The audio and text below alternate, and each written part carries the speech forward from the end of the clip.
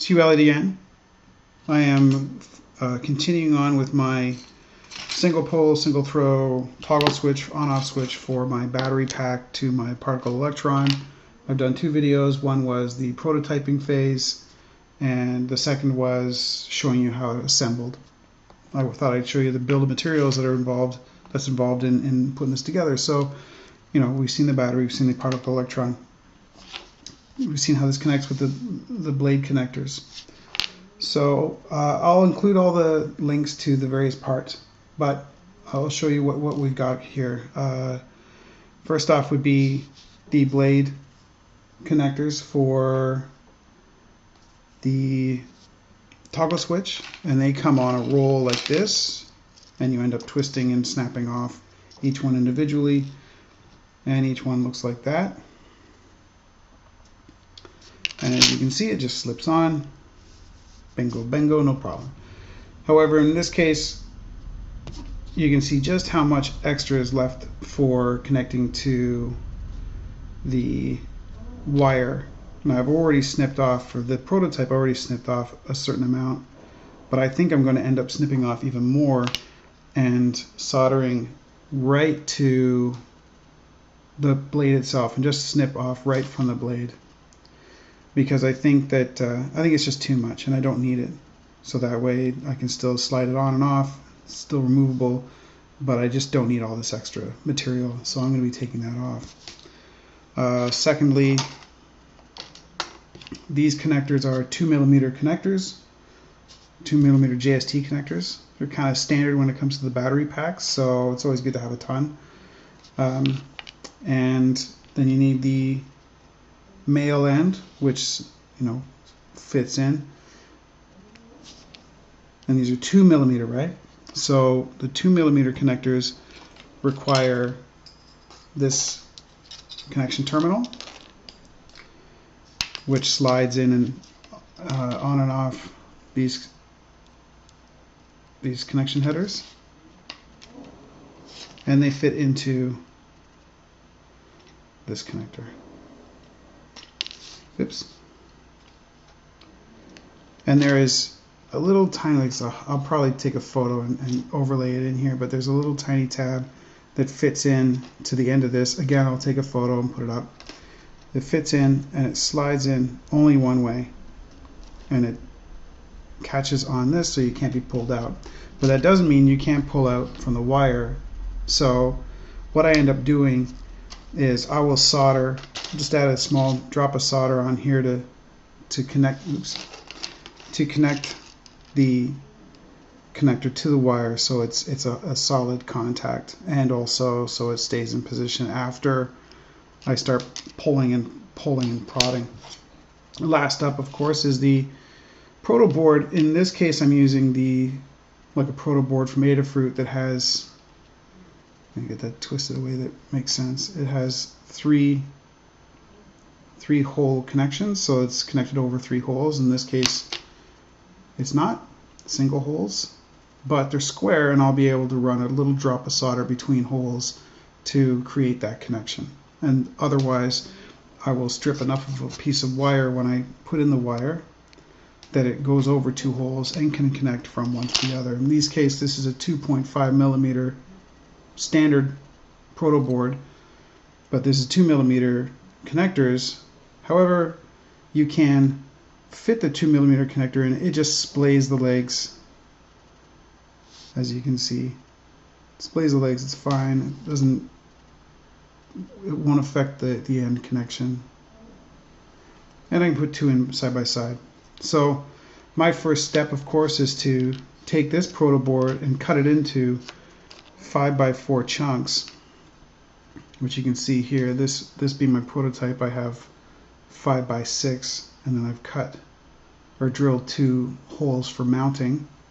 So I'll do 5x4, 5 over, 4 over, and I can drill in my 2 guide holes in the same situation.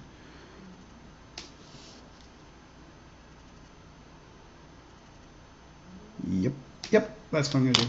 I was just debating whether or not to do 5x6, but it seems like one extra. I don't really need it, so I'm not going to do that. Okay, 1 second. We'll see where I end up with how many I can cut off of this board. Well, here we are in my little workspace. I have that proto board I showed you before.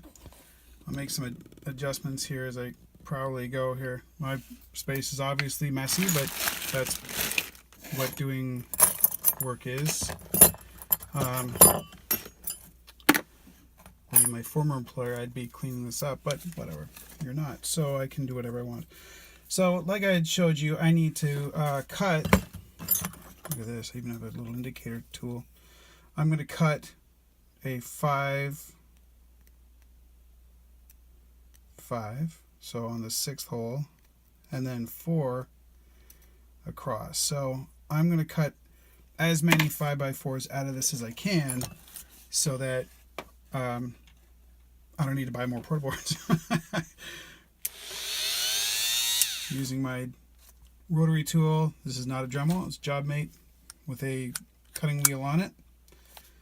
Safety first with goggles, which I have. And so let's see what we can do.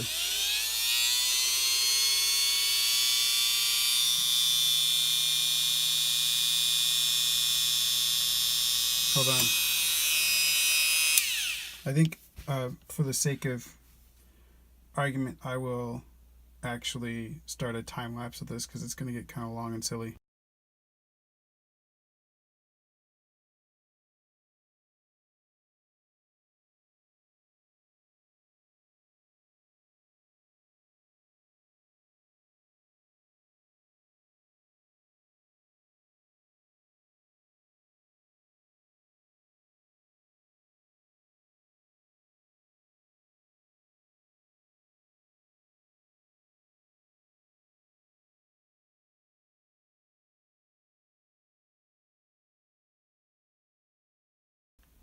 So that's me cutting however many, I think it's 22 5x4 proto board parts. So now I need to actually drill in my mounting holes, the 2nd and 5th position. So just a heads up, another time lapse is coming.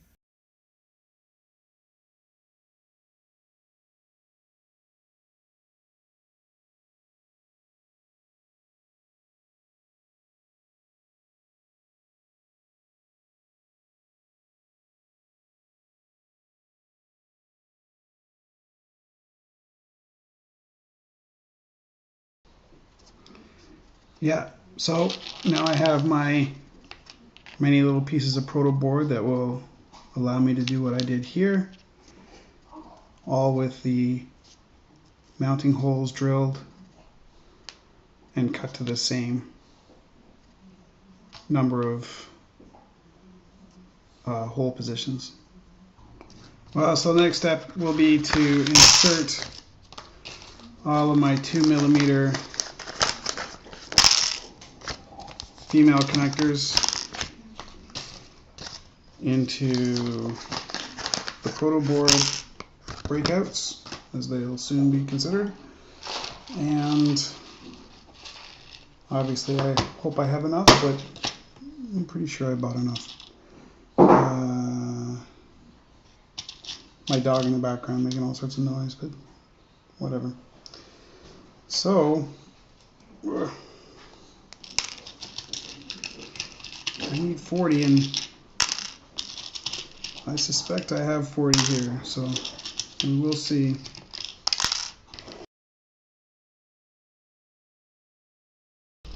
You get the idea.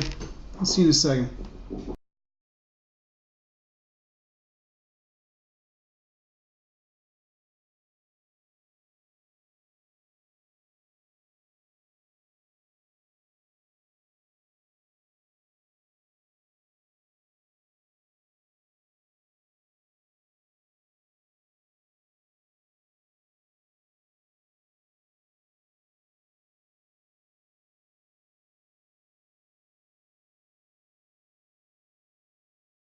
Well, the next stage of this is obviously to add in my jumpers and my wires. I think I'm going to hold off. I'm going to do another video of just adding these blade wires, but I'm not going to record adding the jumpers because it's really finicky and silly. But basically I'm just going to